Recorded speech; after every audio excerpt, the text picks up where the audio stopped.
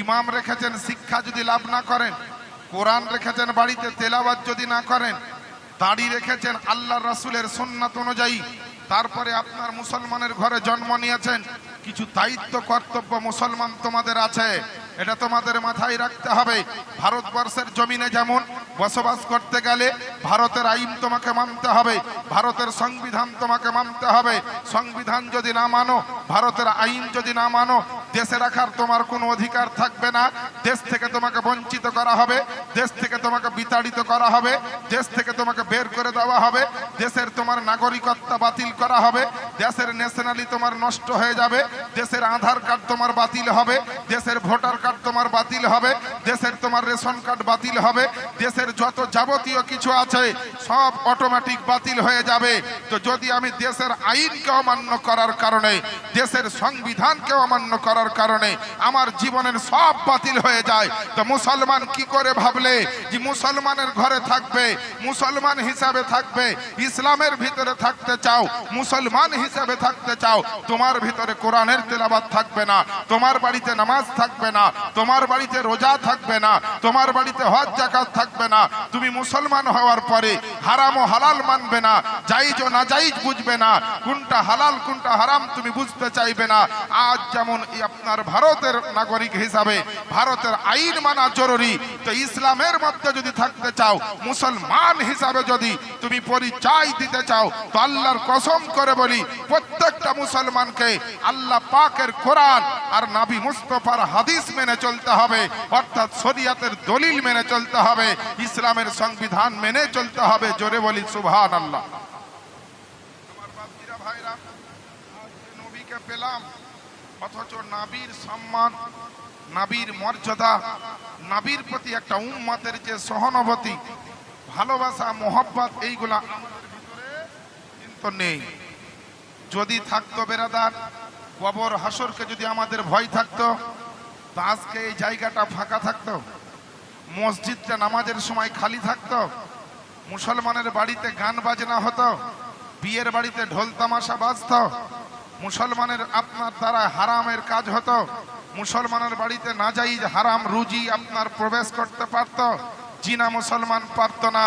তার মানে এখান থেকে বোঝা যাচ্ছে যে মুসলমান ওপরে বলে আমি নবীকে ভালোবাসি, মুসলমান মুখে বলে আমি আল্লাহকে ভালোবাসি। তো যদি তুমি সত্যি আল্লাহকে ভালোবাসো, তাহলে আল্লাহ যেটা বলেছেন মুসলমান হিসাবে তোমাকে এটা মানতে হবে, নবী যেটা বলেছেন উম্মত হিসাবে তোমাকে পালন করতে হবে। আলেম ওলামা তোমাকে যেইগুলা শোনাবে হাদিস ও কোরআনের কথা, সেই মোতাবিক তোমাকে চলতে হবে, তবেই তুমি মুসলমান হিসাবে গৃহীত হবে, আপনার গ্রহণযোগ্যতা পাবে, অ্যাকসেপ্টলি পাবে। আর যদি তুমি মুসলমান হিসাবে শুধু মুখেই বলো, তো খাতা কলমের মুসলমান থেকে আপনার দুনিয়াতে কাজ হবে না। হযরত সাইয়েদনা উমরে ফারুক রাদিয়াল্লাহু তাআলা আনহু তিনি বর্ণনা করেন, হযরত ইবনে আব্বাসের তরফ থেকে, ইবনে আব্বাস তিনি বর্ণনা করেছেন, উমরে ফারুক তিনি আপনার বর্ণনা দিচ্ছেন তিনার, যে ব্যক্তি মুসলমান হবে অথচ শরিয়ত মোতাবিক নামাজ পড়বে না, নামাজ আদায় করবে না, মসজিদকে আবাদ করবে না, অর্থাৎ আপনার নামাজ পড়বে না, নামাজ আদায় করবে না, বলছে ওই ব্যক্তির জন্য ইসলামে কোনো জায়গা নেই, ইসলামে কোনো অংশ নেই, ইসলামে তার আপনার কোনো অংশ নেই। তাহলে মুসলমান ইসলামে যদি অংশ নিতে হয়, মুসলমান তুমি যদি সত্যিকারী মুসলমান হও, তোমার জন্য নামাজ লাগবে। কিন্তু বড় আফসোসের বিষয়, যেমন বাজারে সবজি পাওয়া যায় হাইব্রিড, তেমন এখন মুসলমান তৈরি হয়ে গেছে হাইব্রিড। এদের আপনার নামাজ লাগে না, এদের রোজা লাগে না, এদের হজ যাকাত লাগে না, হাদিস কোরআনের শিক্ষা লাগে না, ছেলে মেয়েকে শিক্ষা দিতে হয় না। তারপরে আপনার কি বলা হয়েছে, নাজাইজ হারামের ফতোয়া বুঝে না, আপনার যেখানে সেখানে যে কোনো ফতোয়া লাগিয়ে দিলাম মুসলমানের ভিতরে দ্বন্দ্ব লাগাবার জন্য, সমাজকে নষ্ট করার জন্য। তারপরে আপনার কি বলা হয়েছে, এখনো আপনার নিজের দায়িত্ব কর্তব্য আপনার কখনো ভেবে দেখেনি যে হে আল্লাহ, আমরা তো একদিন মরে যাব, একদিন তো কবরে যেতে হবে, একদিন কিন্তু হাসরের ময়দানে আমাদেরকে বিচারের দিনে সব জবাব দিতে হবে। একজন মুসলমান হিসাবে আমার দায়িত্বটা কি, আমার কর্তব্যটা কি, আমার আপনার করণীয়টা কি, আমার পরিবেশ কেমন হবে, আমার শিক্ষা দীক্ষা কেমন হবে, মুসলমানের রুজি কেমন হবে, মুসলমানের ব্যবসা বাণিজ্য কেমন হবে, কোনো দিক আমরা লক্ষ্য করলাম না। আমার বাপজিরা ভাইরা, হয়তো আলেমদের কথা, বক্তাদের কথা একদিন শুনে আপনি খুব একটা চেঞ্জ হতে পারবেন না। আপনাকে কবর ও হাসরকে স্মরণ করতে হবে, নিজের জীবন ও মরণকে ভাবতে হবে, তারপরে আপনাকে নিজে নিজে পরিবর্তন হতে হবে, মসজিদকে আবাদ করতে হবে, কোরআনের তেলাওয়াত বাড়িতে করতে হবে, ছেলে মেয়েকে হাদিস ও কোরআনের শিক্ষা দিতে হবে, নিজেও জাহান্নাম থেকে বাঁচতে হবে, নিজের আহলে বর্গকে জাহান্নাম থেকে বাঁচাতে হবে। আর যদি না বাঁচান, কাল হাসরের ময়দানে সোজা জাহান্নামের দরজা খোলা থাকবে, আপনাকে টানতে টানতে ওই জাহান্নামে নিক্ষেপ করা হবে, কেউ বাঁচাতে পারবে না। নবী কি জিনিস দেখেন, সাহাবা একরামেরা এত ইবাদত বান্দেগি করেছে, তারপরে নবীর কাছাকাছি থেকেছেন যে নবী কখন কি বলছেন শুনবো। তো নবী কার নাম দেখুন, নবী আমার মক্কা থেকে মদিনায় হিজরত করে গেলেন। হিজরত করে যাবার পরে মদিনা শরীফে আমার নবী কয়েকটা মসজিদ তৈরি করেছেন। প্রথম মসজিদ হচ্ছে মসজিদে কুবা, দ্বিতীয় মসজিদ হচ্ছে মসজিদে জুমা, 3 নাম্বার যে নবীর যেটা জীবনের সবচাইতে প্রিয় মসজিদ, যার নাম হচ্ছে মসজিদে নবাবী শরীফ। নবাবী শরীফ তৈরি করলেন মাটি দিয়ে, পাথর দিয়ে, খেজুর পাতার ছাউনি দিয়ে। সাহাবা ইকরামের সহ নবী পাকের কাছে হাতে টাকা পয়সা সেই সময় খুব কম, খুব কষ্ট করে তিনারা মসজিদ বানালেন। তো নবী আমার মসজিদে যে খুতবা দিবেন, প্রত্যেকটা মসজিদে দেখবেন একটা করে মেম্বার থাকে, সিঁড়ি থাকে খুতবা দেওয়ার জন্য, ইমাম সাহেব ওটার উপরে চেপে খুতবা দেন। তো সাহাবা একরামেরা নবীকে মেম্বার বানিয়ে দিতে পারলেন না টাকা পয়সার অভাবে। করলেন কি, নবী খুতবা দিবেন তাই খেজুরের বাগান থেকে একটা মরা শুকনো খেজুর গাছের মুড়া তুলে এনে ধুয়ে মুছে পরিষ্কার করে নবীর কদম তলে দিলেন আর বললেন, ইয়া রাসূলুল্লাহ, যতদিন আমরা মেম্বার না বানাতে পারছি এটার উপরে দাঁড়িয়ে অথবা এটার উপরে ঠেকা দিয়ে আপনি খুতবা দিবেন। এ দেখেন বাবা, আল্লাহ পাকের নবী আপনার আমার নবী মুস্তাফা এইভাবে আপনার মসজিদে আপনার খুতবা দিতে আরম্ভ করলেন।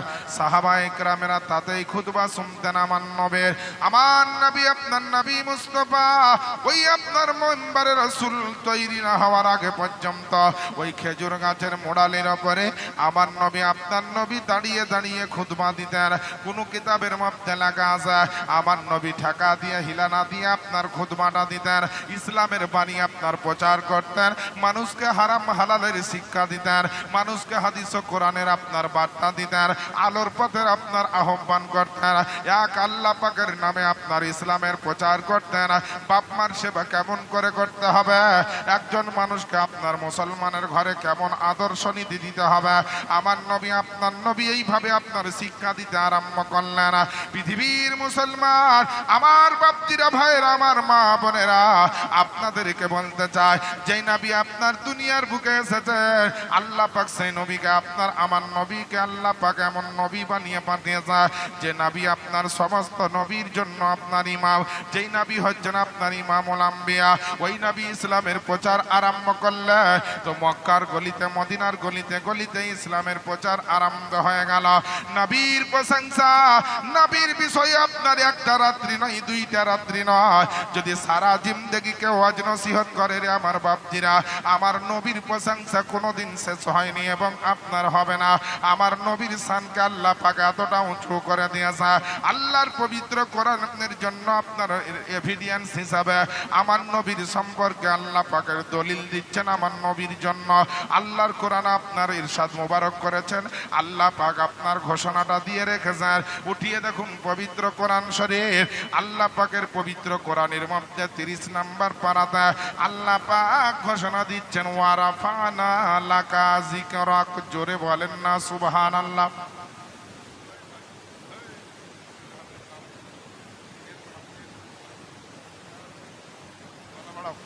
বেরাদার, আল্লাহ পাকের নবী আপনার আমার নবী মুস্তাফার সানে আল্লাহ পাক বললেন ওয়ারাফানা লাকা যিকরাক, হে মেহবুব আমি আপনারই জন্য আমি আপনার শানকে আপনার জিকিরকে সবার চাইতে উঁচু করে দিয়েছে। এ মুসলমান, একদিনও কি আপনি জানতে চেয়েছেন যে আপনার আমার নবীর শানকে আল্লাহ পাক কতটা উঁচু করলেন, আমার নবীর মার্তবাকে আল্লাহ পাক কতটা উঁচু করলেন, আমার নবীর সম্মানকে আল্লাহ কতটা উঁচু করলেন?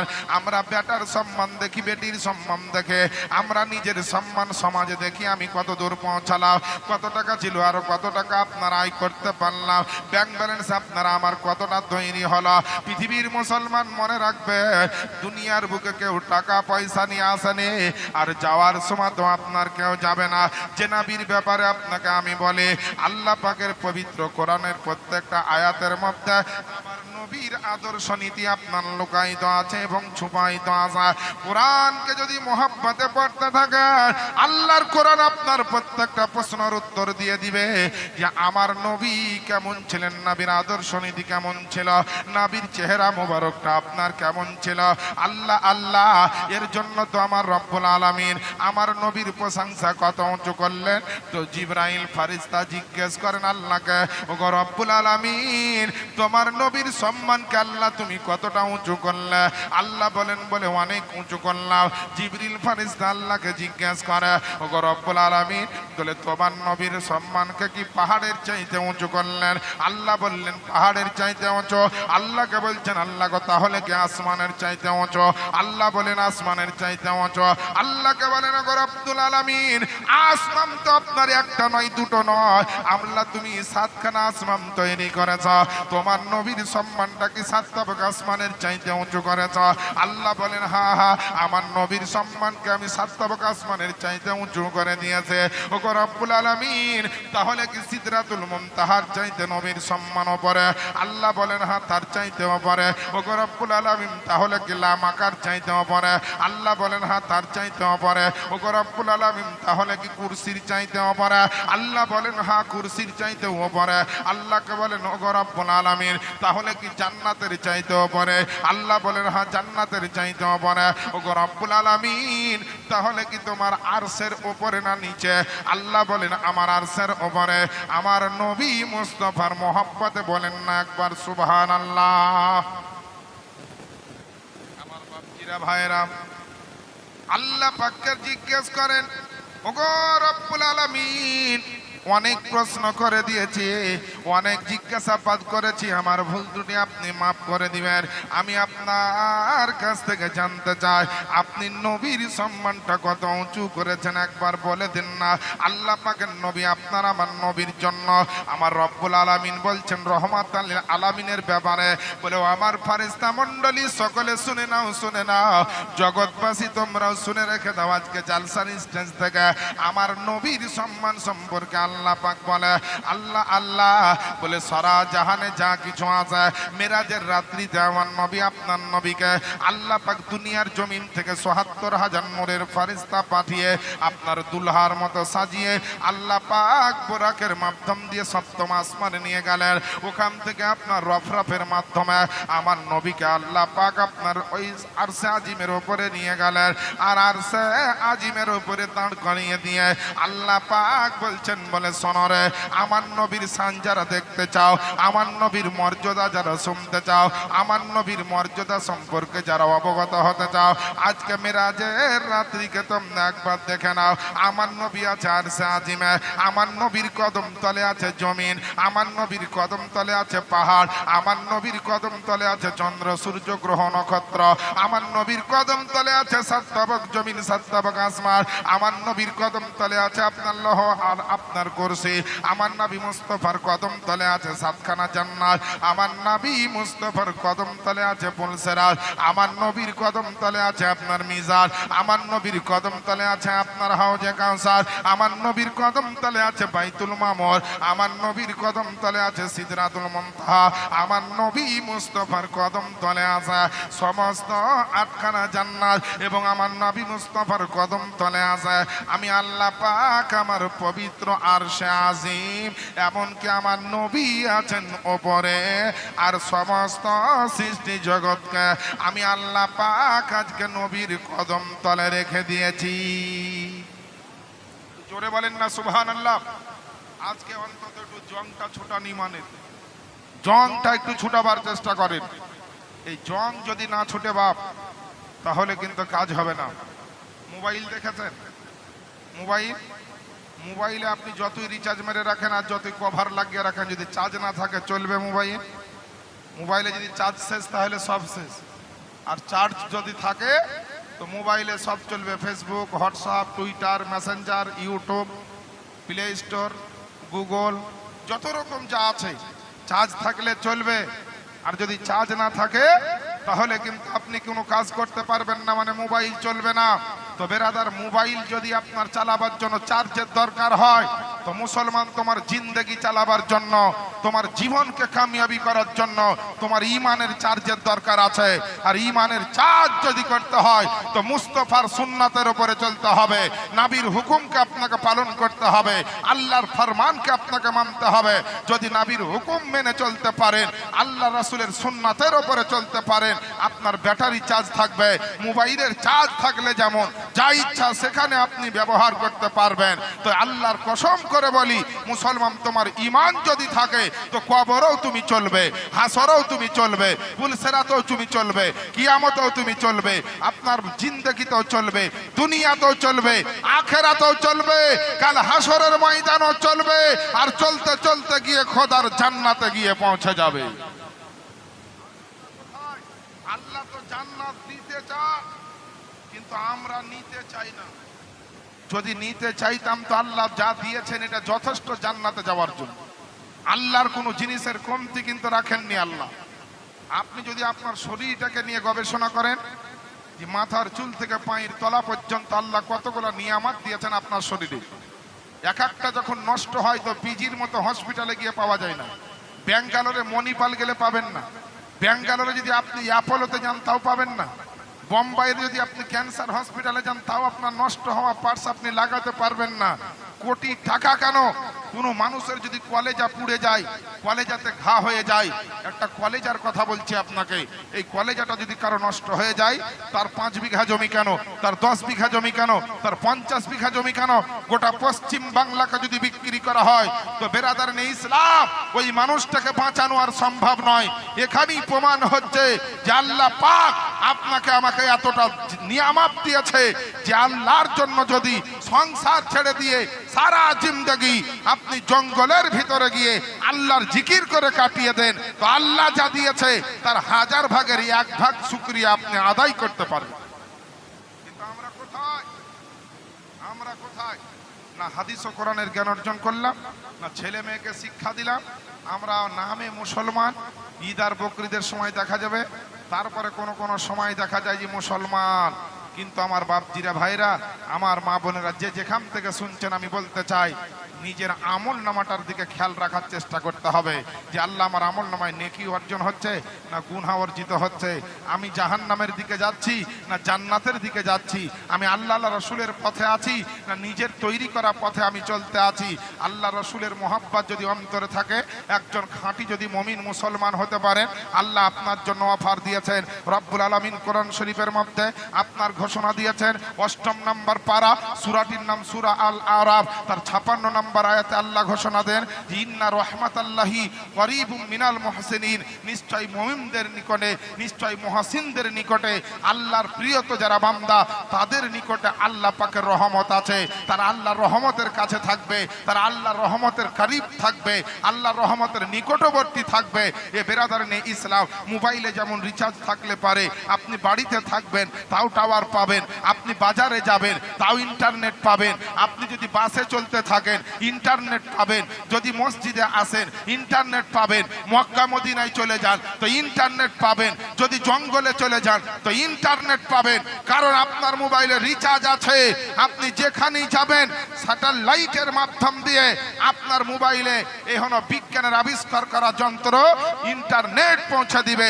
তো বলেন একটু বিবেক করে যে মহান রব্বুল আলামিন জমিন ও আসমান তৈরি করেছেন, লৌহ কলমকে তৈরি করেছেন, আরশ কুরসিকে তৈরি করেছেন, চন্দ্র সূর্যকে তৈরি করেছেন, আপনার এখনো জমিন ও আসমানকে তৈরি করেছেন, মানব ও দানবকে তৈরি করেছেন, ফেরেশতা ও আপনার হুর গালেমানকে তৈরি করেছেন, জান্নাত ও জাহান্নামকে তৈরি করেছেন, সারা কুল কায়নাতে পাহাড় পর্বত নদী নালা কীট পতঙ্গকে আল্লাহ তৈরি করেছেন। ওই মহান রব্বুল আলামিনের প্রতি যদি আপনাদের ঈমান থাকে, ঈমানের যদি রিচার্জ থাকে, ঈমানের যদি টক টাইম থাকে, ঈমানের যদি ভ্যালুয়েশন থাকে, তো আল্লাহর রহমত আপনি পৃথিবীর যেখানেই থাকুন না কেন, বিপদের সময় হোক, আনন্দের সময়তে হোক, দুঃখের সময়তে হোক, কষ্টের সময়তে হোক, মসজিদে হোক, বাজারে দোকানে মাকানে হোক, যেখানে আপনি থাকবেন, ঈমানের যদি রিচার্জ থাকে তো কসম খোদার করে বলি আল্লাহ আপনার কাছে রহমত পৌঁছে দিবে।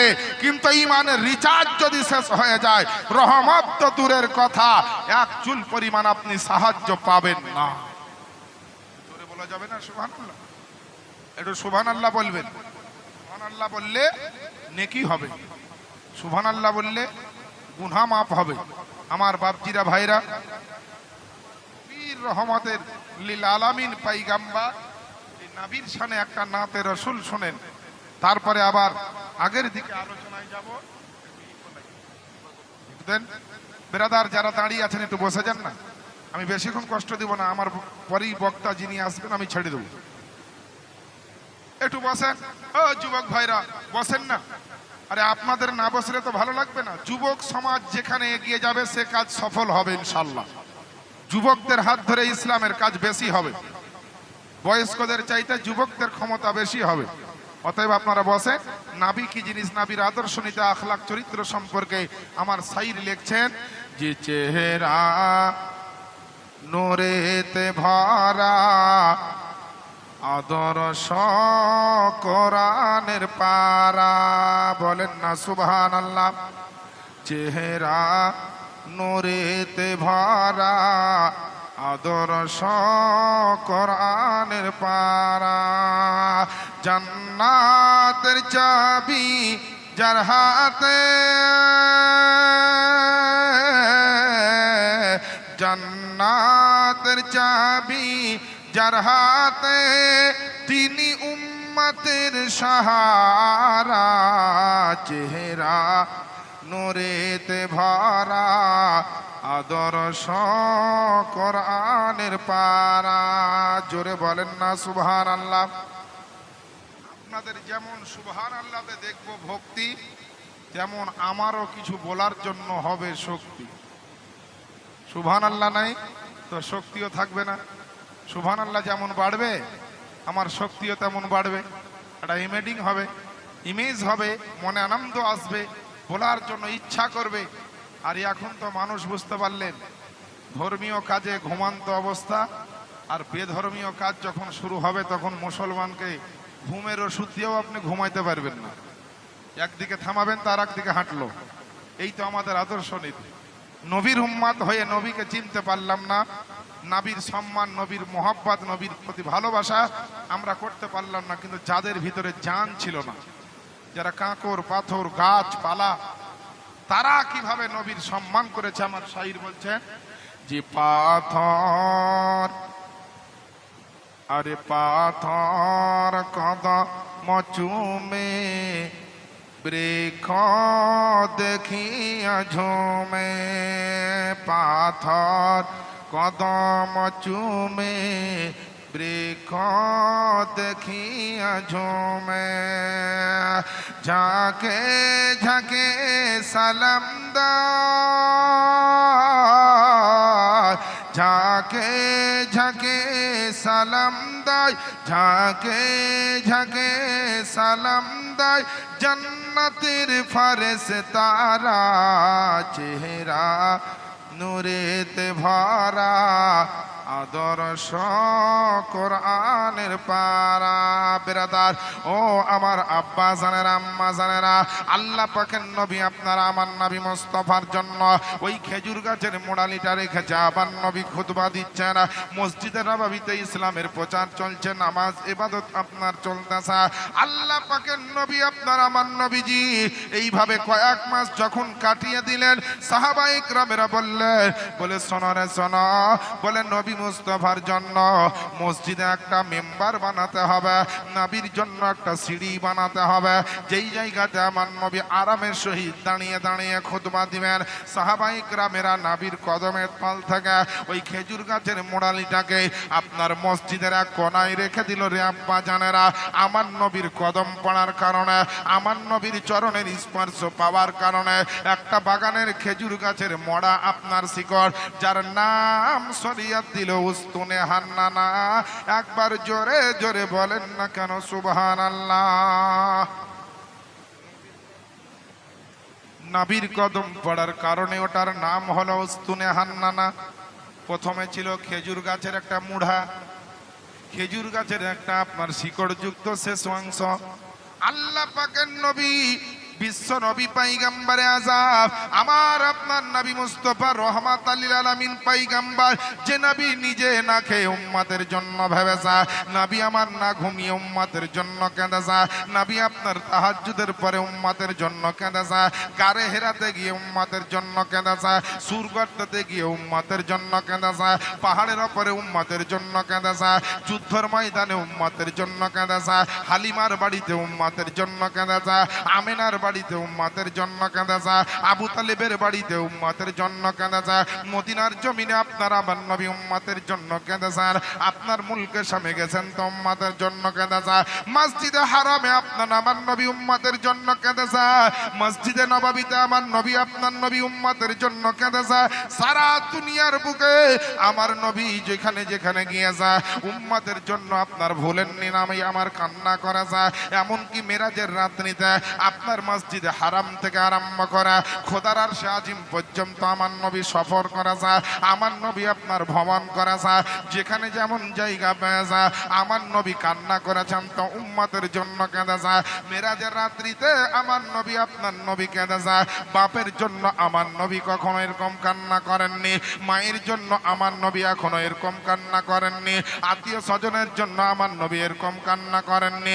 আল্লাহ পাকের নূরের ফেরেশতা হযরত জিবরিল আমিন পর্যন্ত জিজ্ঞেস করে, ইয়া রাসূলুল্লাহ ইয়া হাবিবাল্লাহ, আপনি এত ওয়াজার নয়নে কেন কান্না করেন গো নবী? আমার নবী উত্তরে বলে, ওগো আল্লাহ পাকের নূরের ফেরেশতা, আমি বাপের জন্য কান্না করি না, আমার মায়ের জন্য বেরাদারের জন্য কান্না করি না, আমার আত্মীয় স্বজন আপনার তাদের জন্য কান্না করি না। আমার নবী খালি বলেন, বলে আমার আল্লাহ পাকের ফেরেশতা তুমি আজকে সাক্ষী থেকে যাও, বলে আমি নবী কান্না করছি আমার গুনাহগার উম্মতের জন্য। এ বাপজিরা ভাইরা আমার মা বোনেরা, ওই নবী কেমন দয়ার নবী ছিলেন, ওই নবী আপনার কেমন মায়ার নবী ছিলেন, ওই নবী কেমন আপনার মহব্বত ভালোবাসার নবী ছিলেন।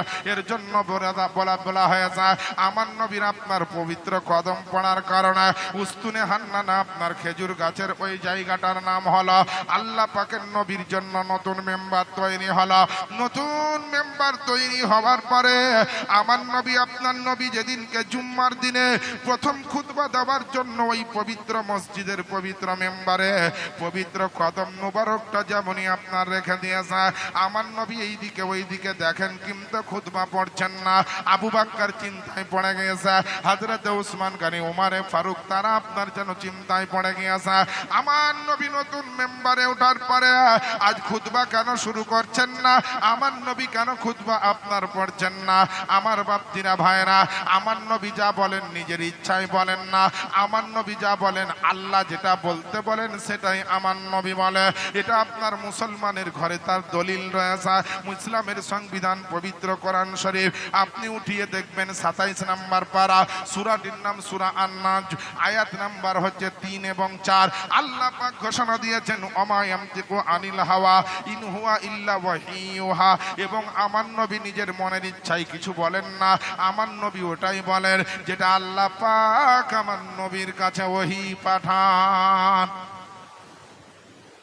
কোরআন বলছে আপনাদের, শুধু এই গোটা লোকের সামনে নয়, গোটা পশ্চিম বাংলা কেন যারা আমার ভাষা বোঝে তাদের সবার সামনে বলছে। যে যেখানে পারবেন পৌঁছে দেন।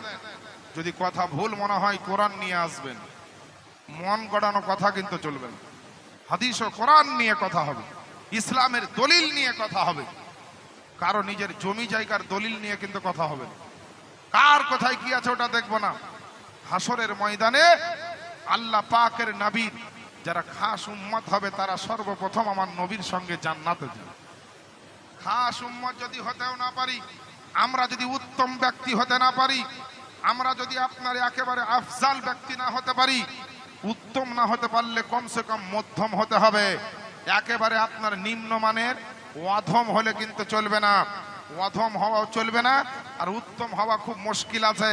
চেষ্টা করতে হবে কমসে কম মধ্যম আপনার অবস্থায় থাকতে হবে, যাতে আমরা গুনাহ থেকে বাঁচতে পারি আর বেশি বেশি নেকি করতে পারি।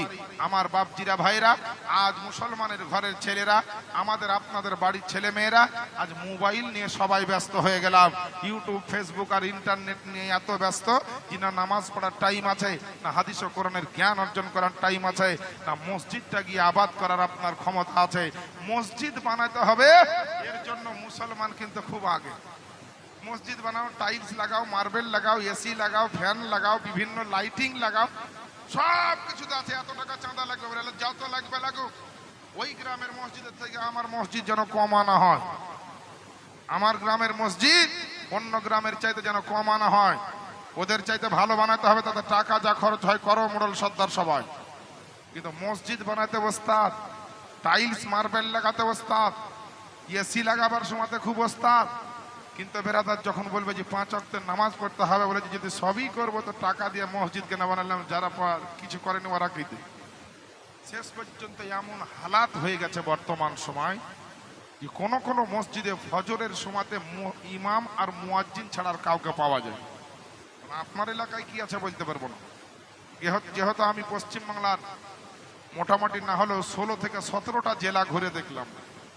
24 পরগনা, তারপরে আপনার কি বলা হয় যে 2 মেদিনীপুর, এদিকে 2 দিনাজপুর, এদিকে 2 বর্ধমান, তারপরে আপনার কি বলা হয় যে বাঁকুড়া, পুরুলিয়া, আলিপুর দুয়ার, তারপরে জলপাইগুড়ি, এদিকে আপনার মালদা, বীরভূম, মুর্শিদাবাদ, নদিয়া, এইভাবে যদি দেখা যায় হাওড়া, এইভাবে দেখতে দেখতে 17টা জেলা আমার প্রায় ঘোরা হয়েছে, আমার খাতায় লেখা আছে। এ বেরাদার, প্রত্যেকটা জায়গায় ওয়াসুক দেখছি একই, মসজিদ খুব চিকন, মসজিদের উন্নতি হয়েছে, ঘরের উন্নতি হয়েছে, মুসলমানের বাড়ির উন্নতি হয়েছে, মুসলমানের জামা কাপড়ের উন্নতি হয়েছে, মুসলমানের ব্যবসা বাণিজ্যের উন্নতি হয়েছে, মুসলমানের আপনার ছেলে মেয়ের লেখাপড়ায় উন্নতি হয়েছে। কিন্তু উন্নতি হয়নি তো সামাজিকতায় উন্নতি হয়নি, উন্নতি হয়নি তো মানবতার উন্নতি হয়নি, উন্নতি হয়নি তো হাদিস কোরআন মোতাবিক চলাফেরার উন্নতি হয়নি, উন্নতি হয়নি তো আল্লাহ রাসূলের মোহাব্বতের রাস্তার উন্নতি হয়নি। আমার বাপজিরা ভাইরা, কে বলেছে মার্বেল লাগাতে হবে, কে বলেছে মসজিদে এসি লাগাতে হবে, কে বলেছে মসজিদে আপনার প্লাস্টিক রং লাগাতে হবে, কে বলেছে লাইটিং ঝাড়বাতি লাগাতে হবে। আর মাটির মসজিদেও তোমার নামাজ হবে, আপনার টাটির মসজিদে নামাজ হবে, ছোট মসজিদেও নামাজ হবে, একতলা মসজিদেও নামাজ হবে, খেজুর পাতা দিয়ে ঘেরে যদি কেউ নামাজ পড়ে তাও হবে, পাহাড়ে নামাজ পড়লেও হবে, বাড়িতে নামাজ পড়লেও হবে। আমি মনে করি বর্তমান সময়ে মসজিদে এত টাকা খরচ না করে মসজিদগুলোকে সীমিত করে খরচ করে আল্লাহর ইবাদতখানা বানানো হোক। আর ওই টাকাগুলা দিয়ে ইয়েতিম গরিব যারা আছে গ্রামের, তাদেরকে ডাক্তারের জন্য, বেটির বিয়ে দেওয়ার জন্য, ভালো লেখাপড়া করাবার জন্য এই টাকাগুলা যদি আমরা খরচ করতে পারতাম তো মুসলমানের সমাজ আজকে পিছিয়ে থাকতো না। মসজিদ হয়ে গেছে উন্নত মানের আর মুসলমান হয়ে গেছে নিম্ন মানের। এটা বড় লজ্জাজনক একটা ইসলামের জন্য, মুসলমান সমাজের জন্য বড় লজ্জাজনক। সব ভালো মুসলমান আপনার আমার। আমি মুসলমানের বিরুদ্ধে বলছি না, ইসলামের বিরুদ্ধে বলছি না, হাদিস ও কোরআনের বিরুদ্ধে বলছি না। যদি আপনাদেরকে দেখানো সম্ভব হতো, যেমন গুগল সার্চ করে, ইন্টারনেট সার্চ করে বিশ্বের বিভিন্ন জায়গা দেখানো যায়, ওইভাবে যদি আপনাদেরকে দেখানো সম্ভব হতো যে আপনার কতটা নেকি হয়েছে, কতটা গুনাহ হয়েছে, আপনি জাহান্নামের দিকে যাচ্ছেন না জান্নাতের দিকে যাচ্ছেন, জাহান্নাম আপনার কাছে না জান্নাত আপনার কাছে, আপনার কর্ম মোতাবিক, তা আপনি দেখলে আপনার কলেজা পর্যন্ত কেঁপে যেত। জাহান্নামের সবচেয়ে যেটা ছোট আযাব, জাহান্নামের আগুনের জুতো বানিয়ে আপনার পায়ে পরিয়ে দেওয়া হয়। সহ্য করতে পারবেন তো? আপনার সামনে যদি আপনার ছেলেকে কেউ একটা চড় মারে তা আপনি কিন্তু সহ্য করতে পারবেন না। আমার ছেলেকে মারলে আমিও সহ্য করতে পারবো না। যতক্ষণ দেহে প্রাণ আছে, বেটার জন্য, বেটির জন্য, মা বাপের জন্য লড়াই কিন্তু করবো আমরা সবাই, যে আমার বেটাকে মেরেছ, যত টাকা খরচ করতে হয় করবো, কিন্তু ওকে জব্দ না করে ছাড়বো না। এই তো মুসলমান আমাদের জিদ। আমার বেটাকে যদি এক থাপ্পড় মারে কিংবা একটা লাঠি বা কঞ্চির বাড়ি একটা মারে আমাদের সহ্য হবে না। এ মুসলমান, দুনিয়ার বাজারে তোমার বেটাকে একটা থাপ্পড় মারা যদি তোমার সহ্য না হয়, তোমার কলেজায় থাপ্পড় লাগে। একটা যদি ছড়ির বাড়ি মারে ওই ছড়িটা তোমার কলেজায় লাগে। একটা লাঠির বাড়ি যদি মারে তোমার দিলে সেই ব্যথাটা অনুভব হয়। তো কাল হাসরের ময়দানে তোমার ছেলে মেয়ে, তোমার বেরাদার পরিচালনায় যাদের হবে, এই সমস্ত মানুষগুলো বিশেষ করে ছেলে মেয়ে যখন জাহান্নামের আগুনে যাবে, জাহান্নামে যখন পুরা হবে, জাহান্নামে যখন দেওয়া হবে, কেমন করে আপনি সেদিন সহ্য করবেন, কেমন করে আপনি বরদাস্ত করবেন? এ বেরাদার নেই ইসলাম। এর জন্য তো রব্বে কায়নাত আপনাকে বলে দিয়েছেন, ইয়া আইয়ুহাল্লাযীনা আমানু কু আনফুসাকুম ইলা আহলিকুমুন নার। এ বেরাদার নেই ইসলাম, আল্লাহ পাক নবী মুস্তাফার মাধ্যম দিয়ে এই পবিত্র কোরআন আপনার আমার কাছে পৌঁছে দিয়েছেন। এই কোরআন কি বলেছে? হে ইমানদার বিশ্বাসী বান্দারা, তোমরা নিজে জাহান্নাম থেকে বাঁচো এবং নিজের আহলে বর্গকে বাঁচাও। কিন্তু বেরাদার, ছেলের শখ মিটালাম, ছেলের যা প্রয়োজন সব দিলাম, কিন্তু আমরা হতভাগা মুসলমান, আমরা যদি প্রথমেই প্রাথমিকভাবে ইসলামের জ্ঞান দিতাম, তাহলে আপনার বাপ মরলে ইমাম সাহেবকে জানাজা পড়াতে হতো না, মা মরলে পারে ইমাম সাহেবকে জানাজা পড়াতে দিতে হতো না, বাপ মরলে পারে বাপের জন্য নিজে দোয়া করা, নিজে গোসল দেওয়া, নিজে কাফন পরানো, নিজে জানাজা পড়ানো, নিজে কবরে নামানো, নিজে কবর জিয়ারত করানো, সব কিছু আমরা পারতাম। এবার তার 8টা ছেলের বাপ হলেন, 10টা ছেলের বাপ হলেন, 5টা ছেলের বাপ হলেন, জমি জায়গা টাকা পয়সা আপনি হারাম হালাল দেখলেন না। আমার বেটা কি করে বড়লোক হবে, আমার বেটা কি করে রাজত্ব করবে, হারাম হালাল সব ভরে দিলেন বাড়িতে। কিন্তু মরার সময়তে ওই বেটা যার জন্য আপনি হারাম হালাল দেখলেন না, যার জন্য জীবনে আরাম করলেন না, হারাম পর্যন্ত বাড়িতে আনলেন, ওই বেটা আপনার মরার দিনে একটু না গোসল দিতে পারলো, না আপনার শেষ দিনটাই আপনার জন্য জানাজা পড়ে বিদায় দিতে পারলো। কি করলেন আপনি জীবনে? একবার ভাববেন। ওই ছেলেটা আপনার জমি জায়গা নিয়ে মাস্তি করতে লাগলো, আর ওই ছেলের তো যা হবে হবে, কবরে গিয়ে আপনার কবরে আযাব শুরু হয়ে গেল। আমার বাপজিরা ভাইরা, এতটা ছেলে মেয়ের বাপ মা হয়ে কি করলেন জীবনে? একটা যদি জীবনে কাজে না আসে, কবরে গিয়ে কাজে না আসে, হাসরে গিয়ে কাজে না আসে, মরার দিনে কাজে না আসে, হসপিটালের বেডে পড়ে থাকায় কাজে না আসে, বাড়িতে অসুস্থ থাকা অবস্থাতে আপনার সেবা যত্নতে কাজে না আসে, একটা ছেলে মেয়ে রাত্রি জেগে জেগে ফেসবুক চালায়, মেসেঞ্জার চালায়, কিন্তু রিপোর্ট পাওয়া যায় কোনো ছেলে মেয়ে বাপ মার সেবা করে সন্ধ্যা থেকে ফজর অবধি চালাই না। কার আছে একটা বেটা এরকম দেখান?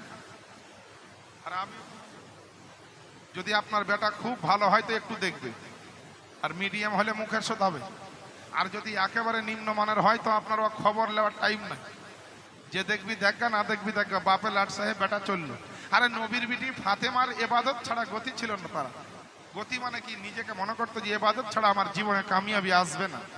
নবীর বিটি ফাতেমার এবাদত করা দরকার ছিল, কিন্তু আমাদের বেটিগুলোর কারো এবাদত করা দরকার হয়। এরা যে কোন লাট সাহেবের বেটি?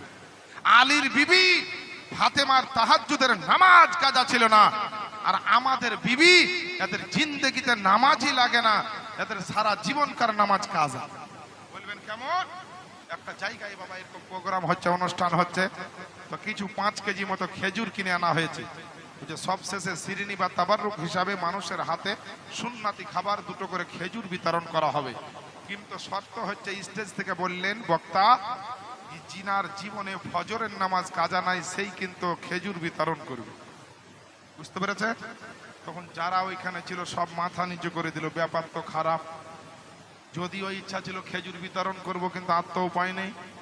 সবাই একে একে কাটতে লাগলো, কাটতে কাটতে কাটতে একটা হিষ্টপুষ্ট হুঁসমোটা তার কাটা টাইপের লোক ছিল, ও তখন উঠে বলছে, তোরা কেউ পারবি না, হঠাৎ আমাকেই যেতে হবে।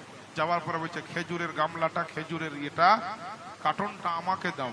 তখন সবাই বলছে, আশ্চর্য ব্যাপার, যারা 5 ওয়াক্তের নামাজি প্রত্যেকদিন মসজিদে যায়, এরা পারলো না যে আমার ফজর কাজা, কে বলছে আসর কাজা, কে বলছে মাগরিব কাজা, নামাজ তো কাজা হয়েছেই কবে না কবে, তো আমরা কেউ পারলাম না।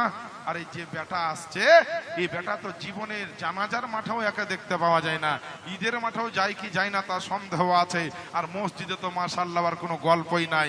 তো আপনার কি করে এটা হতে পারে? তোকে গিয়ে একজন না থামতে পেরে জিজ্ঞেস করলো, এ বন্ধু শোনো, আমার আর 5 ওয়াক্তের নামাজি হওয়ার পরও আমাদের নামাজ কাজা আছে, এর জন্য আমরা খেজুর বিতরণ করতে গেলাম না। আর তোমাকে তো জিন্দেগিতে হে ভাই মসজিদে দেখিনি জুম্মার দিনেও, তো তোমার কি জীবনে নামাজ কাজা নেই? তো বলছে নামাজ কাজা ওদের থাকে যারা পড়ে, তাদের নামাজ কাজাও আছে আদায়ও আছে, আর আমি তো জিন্দেগিতে নামাজই পড়ি না, তো আমার কাজাই বাকি আর আদায়ই বাকি। কাজাই বাকি আর আদায়ই বাকি, এইরকম মুসলমান এখন বেশি।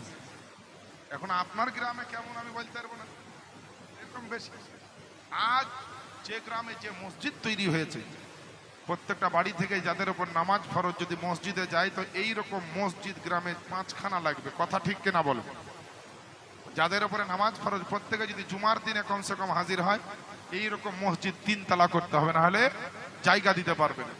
আহারে মুসলমান, নবী নামাজের জন্য, হকের জন্য, সত্যের জন্য, জান্নাতের জন্য, আল্লাহকে খুশি করার জন্য, দ্বীন ইসলামের খিদমত করার জন্য নবী শরীর থেকে রক্ত ঝরিয়েছেন, দন্দন পর্যন্ত শহীদ করেছেন। নবী আমার আলা আওলাদকে কুরবান দিয়েছেন কারবালার প্রান্তরে। আর আমরা এমন মুসলমান, ওই নবীর উম্মত দাবি করছি, ওই আল্লাহরই বান্দা নিজেকে দাবি করছি, কিন্তু আমরা লড়াই করে সত্যকে তাড়িয়ে দিতে চাইছি আর আপনার মিথ্যাকে ঘরে ঢোকাবার চেষ্টা। আমরা লড়াই করে আপনার জান্নাত বাদ দিয়ে জাহান্নামে যাওয়ার চেষ্টা করছি।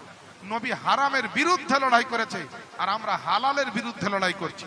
আমার নবী সুন্নাতি পাবন্দি করেছে, আর আমরা সুন্নাতের বিরুদ্ধে লড়াই করে নিজের খেয়াল খুশি মতো যা ইচ্ছা তাই করছি।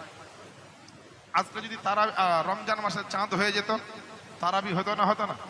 যে মুসলমান হতো, তো তারাবির নামাজও গিয়ে কিছু নতুন মুসল্লি যাই দেখবেন, প্রথম তারাবি 4-5টায় তারাবিতে যাওয়ার পরে ইমাম সাহেবকে আগে বলবে, মৌলভী সাহেব গাড়ি খুব জোরে চালাবেন, আমরা সময় বেশি দিতে পারবো। এবার যারা বয়স্ক আছে এদের মাজা পিট গেল, মানে ইমাম সাহেবকে ইয়ং ছেলেগুলা গিয়ে বলবে একটু দৌড়ে দৌড়ে পড়বেন, মানে তাড়াতাড়ি পড়বেন, সময় যেন বেশি না লাগে। আর ইমাম সাহেবও আছে কিছু, বুঝলেন, ইও দেখলে তাই তো লোক তো আমার দিকে বেশি, আমি বা কেন বেশিক্ষণ থাকবো মেম্বারে ঢুকে, আপনার একবার আরাম তারা কায়ফা ফালায় ধরলো, আর আপনার মিনাল জিন্নাতে আর নাচে ছেড়ে দিল, দিয়ে এখন নাচ হলো না, সর্বনাশ হলো, আর দেখলো না, চালিয়ে দিল বাবা। আর চালিয়ে দেওয়ার পরে তখন বাইরে গিয়ে যুবক ছেলেগুলো বলছে, আমাদের মৌলভী সাহেবের যা গতি দেখলাম, বুঝলি, 8টি আর গাড়িও মনে হয় পারবে না। কিন্তু যার দায়িত্বমান যে ইমাম, যে নাবির ওয়ারিস, যে আপনার মেহমানে রাসূল, আল্লাহর ঘরের পবিত্র ইমাম হবে, যার কবরকে, হাসরকে, আপনার কিয়ামতকে স্মরণ থাকবে, ও জিন্দেগিতে ওই মেম্বারে দাঁড়াবে, তার দিল পর্যন্ত কাঁপবে যে আল্লাহ যদি এই মেম্বারে রাসূলে দাঁড়িয়ে, মেহরাবের ভিতরে দাঁড়িয়ে এক চুল পরিমাণ এদিক ওদিক হয়ে যায়, আল্লাহ আমি জাহান্নামে চলে যাব। আল্লাহর ওলি, বড় বড় আল্লাহর ওলি, যারা সারা রাত তাসাউফ করতে করতে মুরাকাবার মধ্যে কাটিয়ে দিতেন, যারা ভারতের জমিনে বসে বসে মক্কা মদিনা পর্যন্ত দর্শন করতে পারতেন, এইরকম মারেফাতের কপালের চোখে আল্লাহ তাদের পাওয়ার দিয়েছিল, এরা পর্যন্ত যদি নামাজে দাঁড়াতেন তো থরথর করে কাঁপতেন। তো এক সাগরিদ জিজ্ঞেস করলো, হুজুর আপনি এত বড় আল্লাহ ওয়ালা, এত বড় আল্লাহর ওলি, আপনি নামাজ পড়ান তো কাঁপেন কেন? তো বলছে, জানো, যাই নামাজে দাঁড়িয়ে আল্লাহু আকবার বলা, তার অর্থ হচ্ছে যে সুবহানাল্লাহ, আল্লাহর সঙ্গে কালাম করা। নামাজ পড়া মানে আল্লাহর সঙ্গে কালাম করা, আর কোরআন আল্লাহর সঙ্গে দিদার করা, আর কোরআন তেলাওয়াত করা মানে আল্লাহর সঙ্গে কালাম করা। তো নামাজে যখন দাঁড়াই এত ভয় লাগে, এক চুল পরিমাণ যদি ভুল হয়ে যায়, হাসরের ময়দানে আমাকে জবাব দিতে হবে। যে যা পাপ করেছেন, যে যা অন্যায় করেছেন, তার সাজা কিন্তু তার উপরই হবে। বন্ধুর জন্য, ভাইয়ের জন্য, মায়ের জন্য, বাপের জন্য, ছেলের জন্য, বিবির জন্য, বাচ্চার জন্য, ব্যবসার জন্য, বাণিজ্যের জন্য, ঘরের জন্য, বাড়ির জন্য, যার জন্য আপনি পাপ করেছেন, এই পাপের ভাগ কিন্তু কেউ নেবে না। আপনার মরার সময়তে বলবেন তো যে 5টা বেটা আছে, 50 বিঘা জমি আছে, জমির যেমন ভাগ নিবে, আমার জীবনে যা পাপ হয়েছে তোমরা ভাগ করে নাও। কে কে নিবে? তো বলবে, বাবা পাপের ভাগ আমরা নিতে পারবো না, জমি জায়গার ভাগ সব ছেলে মেয়ে নিবে, কিন্তু বাপ এবং মায়ের যে পাপ হবে, এই পাপের ভাগ কিন্তু কোনো বাপ নিবে না, বেটা কেন আপনার বাপও নিবে না। তাহলে আমাদেরকে ওই পাপ থেকে বাঁচতে হবে। বাপ একটু জোরে জোরে নবীর মোহাব্বতে আসেন, একবার দরুদের নাজরানা পড়ি, তারপরে আগে বাড়বো। আল্লাহুম্মা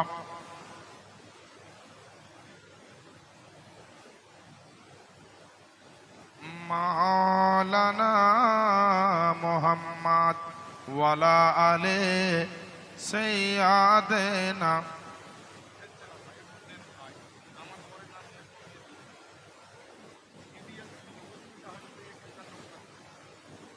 শোনাতে হবে বলে কোনো কথা নাই, জোরে একবার নবীর মহব্বতে বলে দেন সুবহানাল্লাহ। বেরাদার আমার আব্বা জানেরা, আম্মা জানেরা গো, আল্লাহ পাকের নবীর জন্য যখন নতুন মেম্বার তৈরি হয়ে গেল, আমার নবী আপনার নবী এদিক ওদিক দেখছেন কিন্তু খুতবা পড়েন না। আল্লাহর নবীর সাহাবা ইকরাম চিন্তায় চিন্তিত যে আমার নবী আপনার নবী কেন খুতবা শুরু করছেন না। হযরত আবু বকর সিদ্দিককে আপনার আমার নবীজি বলছে, এ আমার আবু বকর শোনো রে, আমি আজকে মেম্বারের ওপরে দাঁড়িয়ে আছি কিন্তু একটা বাচ্চা ছেলের গিন গিন করে কান্নার আওয়াজ কেন আমার নবী মুস্তাফা আমি আমার কানে আসতেছে। আল্লাহ আল্লাহ, আমার আবু বকর করলেন কি, মসজিদে নববী থেকে বাইরে আসলেন, গেটের দিকে দেখলেন, ডানে বামে আপনার চারিদিকে আপনার দেখলেন, দেখার পরে কিন্তু কোনো কান্না করা লোক দেখা গেল না। বেরাদার আমার নবীর সামনে আবু বকর গেলেন, যাওয়ার পরে বললেন, ওগো আল্লাহ পাকের নবীজি, আজকে সুবহানাল্লাহ মসজিদের যারা বাউন্ডারিতে আপনার দেখা হলো, কোনো মানুষের আপনার কান্না আপনার করা দেখতে পেলাম না, এবং আপনার কান্নার কোনো আওয়াজ আমি আবু বকর আপনার শুনতে পেলাম না। আবু বকরের কথা শুনে আল্লাহ পাকের নবী, আল্লাহ পাকের হাবিব, রহমাতাল লিল আলামিন পয়গম্বর আপনার তিনি তাড়াতাড়ি করে যেন মেম্বার থেকে নেমে পড়লেন। খুতবা কিন্তু আর পড়লেন না। আমার নবী আপনার নবী এক পা দুই পা করে হাঁটতে আরম্ভ করলেন। যেইখানে আপনার মসজিদে নববীতে আপনার যেন ওই উস্তুনে হান্নানা খেজুর গাছের মুড়ালিটা আপনার যেন রাখা ছিল, ওই জায়গাতে আপনার আমার নবী গেলেন। যাওয়ার পরে আবু বকরকে বলছে, আবু বকর এ কান্নার আওয়াজ তুমি কেমন করে শুনতে পাবে? এ কান্নার আওয়াজ কে কান্না করছে তুমি কেমন করে দেখতে পাবে? এটা আপনার কোনো এতিম গরিবের কান্নার আওয়াজ নয়, কোনো আপনার মাহারা সন্তানের কোনো আওয়াজ নয়, কোনো আপনার মক্কা মদিনার কোনো দুঃখিত মানুষের আপনার কান্নার আওয়াজ নয়। ওগো আল্লাহ পাকের নবীজি, তাহলে আপনার এই কান্নার আওয়াজ কোথা থেকে আসছে? বলে আজকে কান্নার আওয়াজ কেন আসছে? এই দেখো উস্তুনে হান্নানার ভিতর থেকে কান্নার আওয়াজ আসছে। একবার জোরে জোরে বলেন না সুবহানাল্লাহ। বললেন যে উস্তুনে হান্নানা থেকে আওয়াজ আসছে, ওই খেজুর গাছের মুড়ালির ভিতর থেকে কান্নার আওয়াজ আসছে। আমার নবী আপনার অলৌকিক হাতের মজেজা সম্পূর্ণ হাতখানা ওই উস্তুনে হান্নানার উপরে যেমনই রেখে দিলেন, ওই উস্তুনে হান্নানার কান্নার আওয়াজখানা আপনার থেমে গেল। আমার নবী আপনার নবীর পাওয়ার দেখেন, পৃথিবীর জমিনে মায়ের কান্না শুনেছেন, বাপের কান্না শুনেছেন, বাচ্চা সন্তানদের কান্না শোনা গেছে, গরু ছাগলের চিৎকার কিন্তু শোনা গিয়েছে, পশু পাখিরও চিৎকার শোনা গিয়েছে। আজ পর্যন্ত কোনো বিজ্ঞানের বাপের ক্ষমতা নাই, যারা বড় বড় আপনার গবেষক হয়েছে, দার্শনিক হয়েছে, তাদের পর্যন্ত ক্ষমতা নাই বলার যে কোনো গাছের কান্না শোনেছে, কোনো জড় পদার্থর কান্না শোনেছে। কারণ জড় পদার্থ কান্না করে, কিন্তু জড় পদার্থর কান্নার আওয়াজখানা শোনার মতো কান মানুষের সাধারণত নয়। কিন্তু আল্লাহ পাকের নবী আপনারা